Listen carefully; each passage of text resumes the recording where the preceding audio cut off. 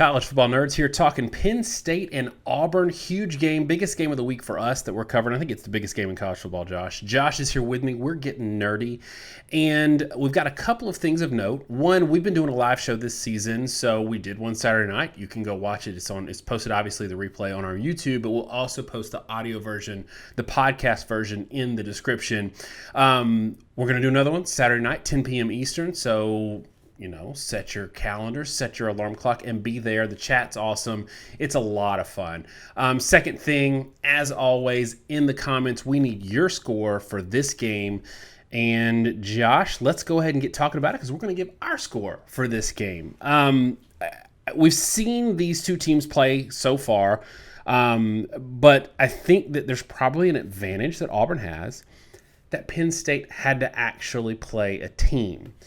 Tell me, is this not, for Auburn, maybe the perfect scenario for them heading into this game, that Penn State had to play somebody, and Auburn, under a new coach, in a new system, trying to get used to Harsin and all the position coaches and all the schemes and everything, that you had two tune-up games before this big one?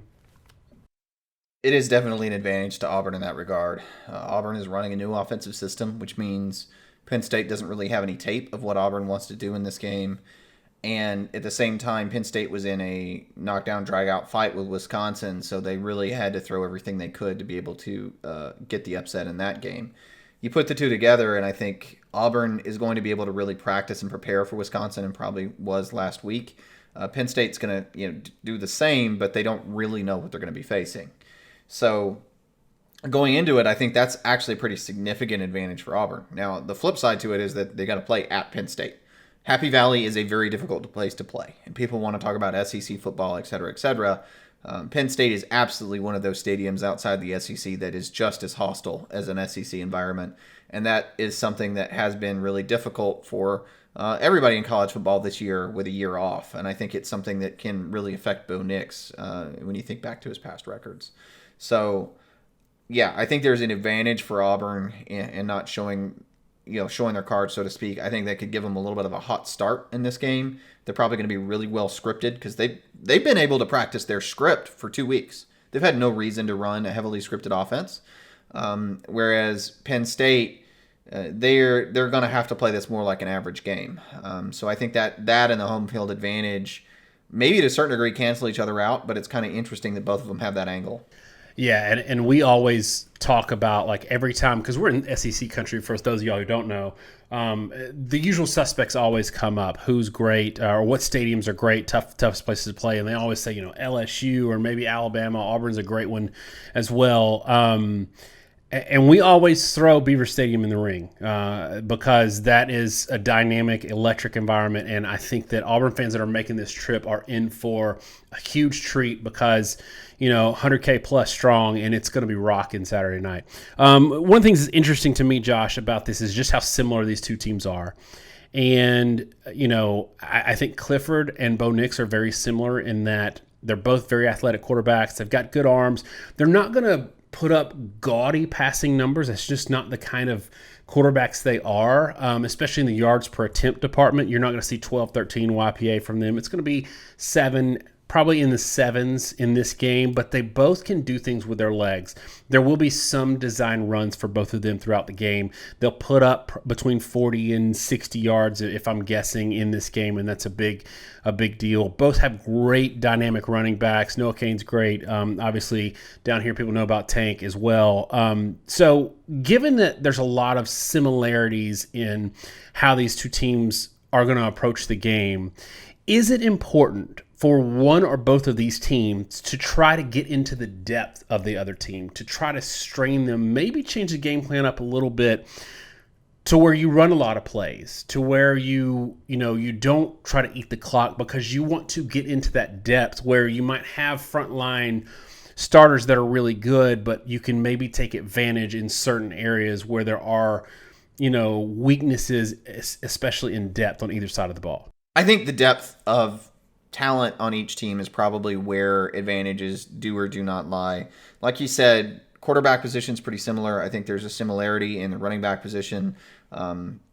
you can debate which one's better. I might give a hair of an advantage to the combo of Nix and Bigsby over what Penn State puts out there. Bigsby is a phenomenal back, but it starts to get interesting when you look at like offensive line and receiver. Both teams have one guy that's probably their leading receiver, be it Dotson or Robertson at Auburn.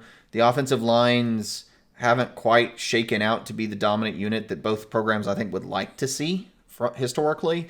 And I'm not sure which one really has the advantage. Now, I kind of like Penn State's combination of experience and a little, maybe in some ways more proven quality, a little more than Auburn's.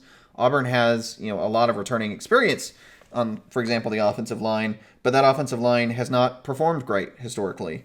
And at the receiver position, I'm still waiting to see where Auburn goes from it. But it's those things that I think are going to define this game. I think the stars they're going to lean on, I think they're going to lean on Nix's athleticism and Bigsby as a runner for sure. But that's only going to go so far as the offensive line can carry him. The quarterback's abilities in this game are only going to go so far as the wide receiver's abilities. And then you throw in the mix like Auburn has a very good secondary. Penn State has a very good defense.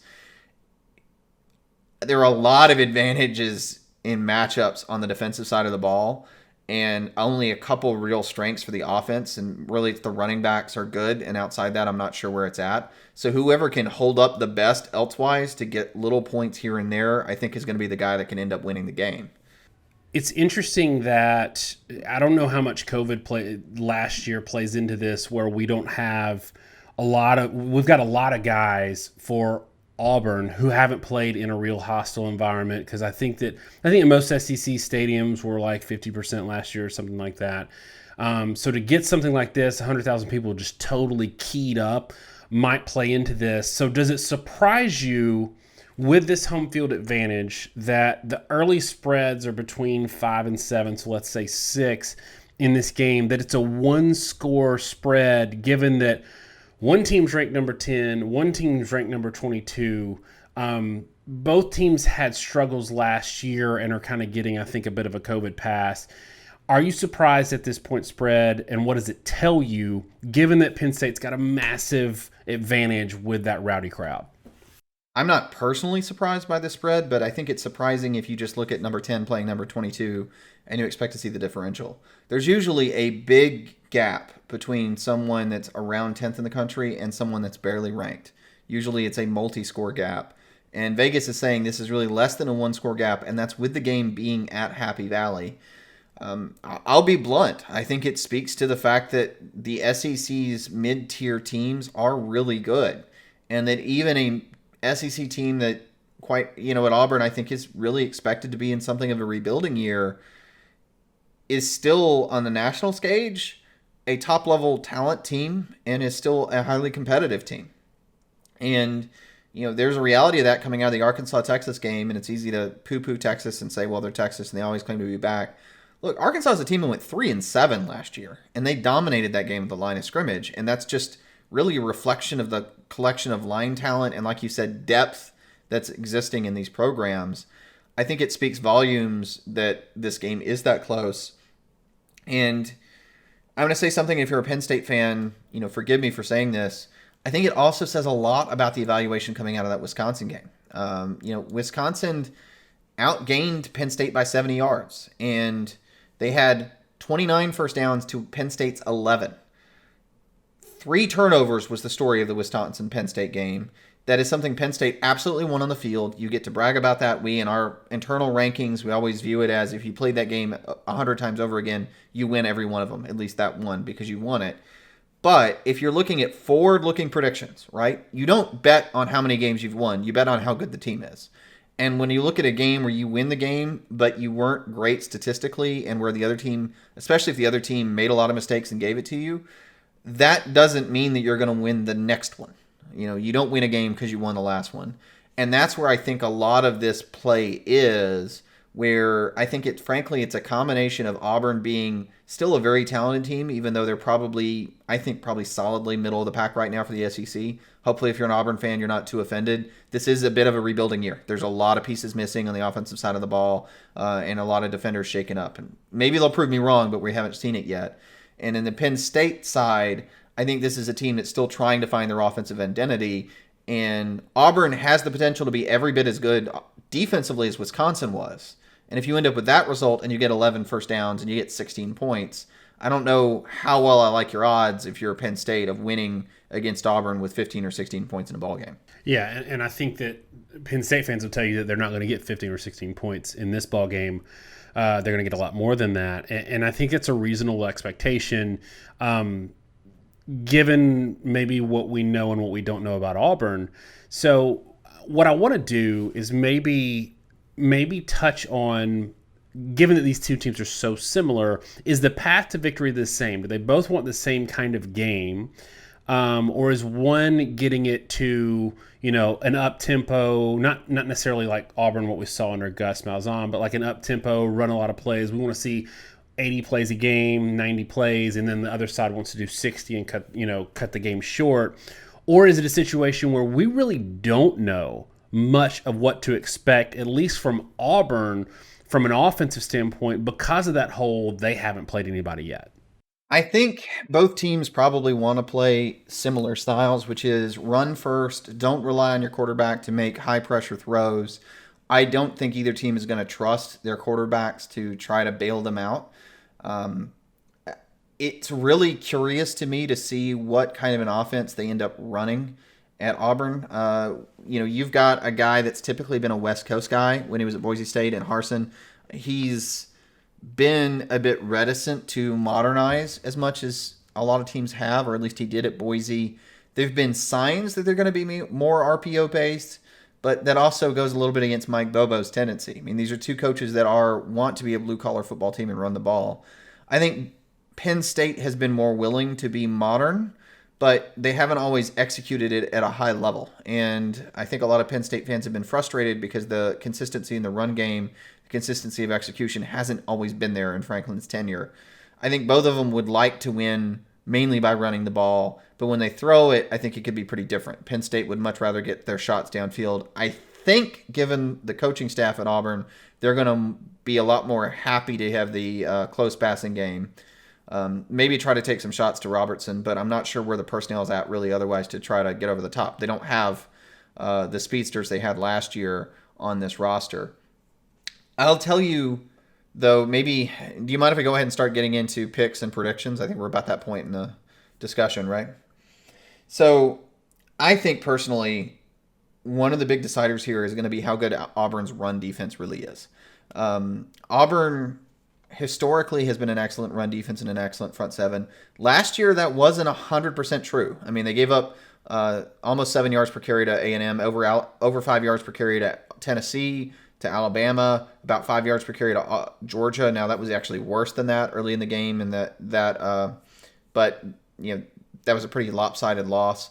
I don't know that their rush defense is what it has been. And when Truesdell left the roster, I think there's, in my mind, a lot of concern on the size and run stopping ability of that front. It's still pretty disruptive. It's still good, but the linebackers have had their struggles dealing with power run games, and the line is the good pieces, guys like Derek Hall and Moultrie, which I think are really good players, are maybe a little more advanced in the disruptive side than they are just holding point. And I'm not sure how well Auburn can hold up in that perspective. I think Penn State may be a little bit better off there. And that's where I start to give the edge to Penn State, because I do think this is going to be a very, very tight, hard-fought game. And I think the team that wins this game more than likely is going to be the team that can hold up a little better in the trenches and not give up many easy plays and make the other team fight for it. Penn State faced a really good Wisconsin front, a really good Wisconsin rushing attack. They gave up 3 yards a carry. Auburn looked phenomenal statistically, but they were playing really bad competition. I mean, Akron is quite possibly the worst team in college in FBS and would lose to a large percentage of FCS teams. And then you played an FCS team that wasn't particularly good. So, initial guess for me, I'm going to say probably Penn State 27-20. And I think it's going to be a game that could go either way. It's going to be a game where I think Penn State just has a little more success in the trenches than Auburn does. And I think both teams are going to really struggle to get the points where they can. But I think this is one of the more unpredictable games, really, in college football. I think this is going to be a really telling game. I want to talk about that in a minute. But, in my view, I think Penn State is more set up better against Auburn because Auburn's strength is in pass defense. Penn State is going to be happy to just run the ball as much as possible. And that secondary for Auburn kind of goes to waste a little bit against this opponent and against a team where I think Auburn is probably going to struggle to score a lot themselves. This game is hard to pick for me because of what we've been saying so far. The theme of this is they're very similar teams in really who they are, I think, talent level. They both have quarterbacks who have a lot of experience. They both have good running backs. It's tough. I do think Auburn has an advantage in that they haven't had to show a lot on tape, and that Penn State has. That Wisconsin game is a big deal for them. Probably more so to see how to attack their defense or where they could get some wins against that defense more than anything else. But that advantage is probably offset by the home field advantage that Penn State's going to have. Here's the thing for me, because a lot of my thoughts after the Wisconsin game were that I felt like I wanted to pick Auburn in this game. My concern in these trash games or these crappy opponents, these tune-up games, is that Bo Nix hasn't really been running comfortably their offense in a way that makes me feel good about them being able to do it against Penn State. And yes, they put up a boatload of points. But if you look at him statistically, it's not great. It's 94-yard runs from your backup running back. It's against Alabama State, they were kind of scuffling early, and then they were like, you know what? Okay, let's just use our SEC, FBS line and running backs and just churn them to bits and kind of outwill them. Something that we wanted to see Washington be able to do against Montana, and they couldn't. So to Auburn's credit, they were able to do that. But that's also a negative in the sense that they're not out there running through their offense smoothly and getting these 10, 11 play drives in a way that I want to see in terms of offensive efficiency. And I think that's going to come into play into this game. I still think it's a close game because I think these are two very closely matched teams. I've got Penn State 24, Auburn 20 in a game that I would completely be unsurprised if Auburn wins. So tell me, you said there was something else you wanted to touch on. Why don't you go ahead and get into that? One of the more interesting things to me about this game is just trying to figure out where the mid-tier of the SEC really is. Going into the Arkansas-Texas game, I thought Arkansas was a really tough matchup for Texas, and I had Arkansas against the spread. I didn't see Arkansas dominating the lines of scrimmage. The 2020 was a weird year because it was so isolated. The conferences only played themselves, and we got a handful of bowl games at the end of the year, and we had to extrapolate how all these mid-tier teams would have done if they played each other based off the handful of bowls, which were usually only the high-end teams. I think there's probably a lot of really bad misconceptions, and I'm not saying it means the SEC is necessarily elite. What I'm saying is every one of these games is going to be telling in terms of just overall talent level. And when you see a team like Arkansas, which was a kind of a bread and butter team last year that was a blue collar team and struggled to go to a 3-7 record, utterly dominate what is supposed to be at least one of the more talented teams, even if they're not one of the best ones, in a physical fashion, that indicates that, bread and butter in the SEC is actually high-end talent elsewise. And I think this game is going to be really telling where the Big Ten and the SEC is. Because I do think the Big Ten is a lot more talented and physical than the Big 12. I don't think that Arkansas analog really applies to the Big Ten. I'm saying this game is a bit similar in how well does Auburn, who is known for having good fronts and especially physical play in the SEC, even in their down years, hold up against a Penn State team that has usually had a very similar reputation.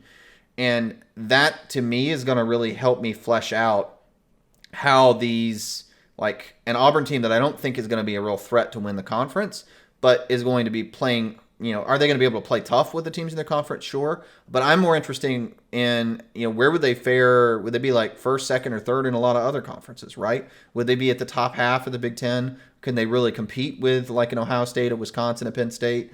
Or is the mid-tier of the SEC look like a mid-tier in the Big Ten? And that's the description of, number 10 versus number 22 with a less than a one score spread. Vegas seems to think that it's a little more compressed than that. But we'll see. I'm not really commenting on that. I have Penn State to win the game, but I do think this game is, regardless of who wins, okay, I think the ability of Auburn to hold up physically with Penn State and how those matchups go is going to be a little bit telling with how these conferences line up against each other. Yeah, and I think that that's great, and I think that both of these teams should be lauded for their scheduling. Penn State, Auburn, we saw it with, Oregon and Ohio State, Georgia, Clemson. These are the data points we need, these cross-conference data points that we haven't been getting in previous years. And I'm not just talking about last year with COVID. I'm talking about a lot of years where everybody plays in isolation. We have no idea how good anybody is by the end of the year, and we're just throwing darts at a dartboard. So I got a lot of respect for Penn State and a lot of respect for Auburn for scheduling this game, and it's not a neutral site game, which makes it even more fun. So my final thought on this, and maybe I'll be proven wrong, but I think Penn State wins, and it hinges on the legs of Sean Clifford, that he makes a play or two or puts stress on that defense with his legs, and it's the difference in the game. Josh, give me your one key difference in this game, and then we'll close it out. I think the key difference in the game is that I think Auburn's receiving core is going to really struggle. They've got a lot of turnover. I think by the middle to the end of the year, they might kind of figure out where their best options are. But the problem with playing weak opponents early is you don't really get to stress yourself. And there is so much turnover at the skill position that I think the receiving core may struggle. It may lead to some dumb turnovers, and I think that's probably what going to – and, aside from Penn State, I think being able to run the ball, I think that's the thing that may end up really deciding the game. All right, y'all. That's it for us on Auburn and Penn State. Let us know in the comments what you think this score is going to be. And remember, live show 10 p.m. Eastern Saturday night. And you can go back and watch our previous live show from Saturday. We covered all the craziness of Oregon, Ohio State, and Florida State losing on Hail Mary, Texas, Arkansas, all that. If you want to hear us talk about those things, check that one out. Thanks so much, y'all. Have a great week, and God bless.